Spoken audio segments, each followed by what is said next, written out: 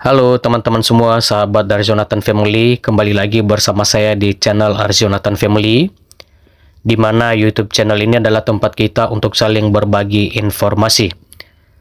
Dan di video kali ini kita akan membahas mengenai pengangkatan guru honorer menjadi P3K, di mana ada beberapa tahap tes yang bisa menyingkirkan tenaga honorer yang telah mengabdi lebih 5 tahun gagal menjadi P3K.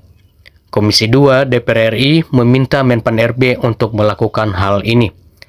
Sebelum kita membahas lebih lanjut mengenai video ini, untuk teman-teman di luar sana jangan lupa untuk menonton video ini sampai dengan selesai, supaya teman-teman semua dapat memahami isi dari informasi ini. Saya kira itu Pak Ketua. Tolong Pak dijawab mengenai honorer, SKTT. Saran saya Pak, evaluasi. Tiadakan tuh Pak. Itu memunculkan penjahat-penjahat baru Pak. 50 juta loh Pak. 80 juta. Saya punya buktinya, nanti saya kirim. Saya print bahkan. 80, ada nih komunikasi telepon.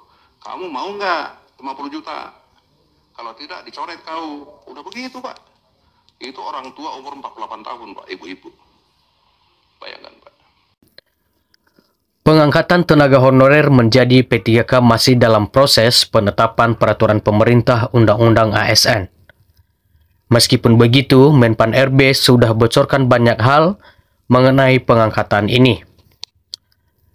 Kemudian Menpan RB telah memastikan bahwa yang akan diangkat menjadi P3K berjumlah 1,7 juta tenaga honorer yang telah terdata dalam database BKN. Kemudian ia juga mengatakan bahwa tenaga honorer juga tetap harus mengikuti seleksi untuk memudahkan pendataan dan pengisian formasi. Peserta atau non-ASN yang tak lolos tetap akan diangkat menjadi P3K paruh waktu. Mekanisme lebih rinci akan diperlihatkan dalam peraturan pemerintah turunan Undang-Undang ASN. Namun untuk dapat kita ketahui bersama bahwa hal tersebut nampaknya terlihat mudah, namun kondisi di lapangan kadang tak sesuai dengan yang diharapkan. Sehingga anggota Komisi 2 DPR RI, Juni Mart Girsang, memaparkan kondisi tenaga honorer di lapangan dalam rapat kerjanya bersama Kemenpan RB dan BKN. Ia mengatakan bahwa seleksi menjadi P3K sangat penting untuk diawasi, mengingat hingga saat ini pekerja pemerintah bodong yang tak pernah menjadi tenaga honorer sering ditemukan lolos menjadi P3K.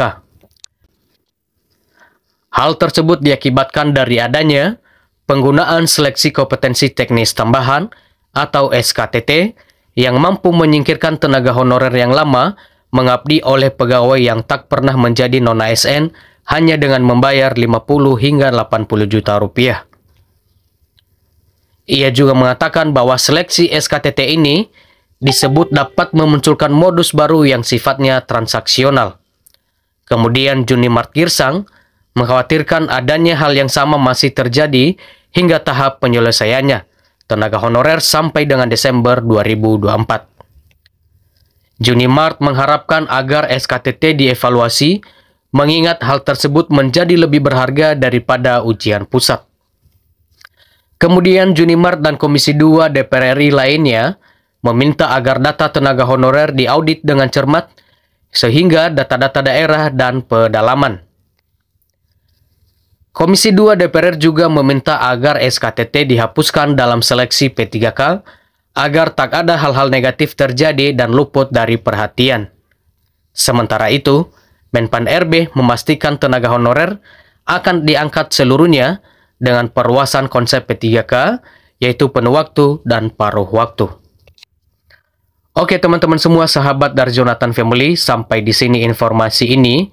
Kita berharap semoga pengangkatan tenaga honorer menjadi P3K di tahun 2024 dapat berjalan dengan baik, dan teman-teman tenaga honorer yang telah mengabdi lebih dari 5 tahun dapat diangkat menjadi P3K, sehingga tidak akan ada tenaga honorer titipan yang akan diangkat menjadi P3K, sehingga akan menyingkirkan teman-teman tenaga honorer yang telah mengabdi lama. Oke, sampai di sini informasi ini dan sampai jumpa di video-video berikutnya.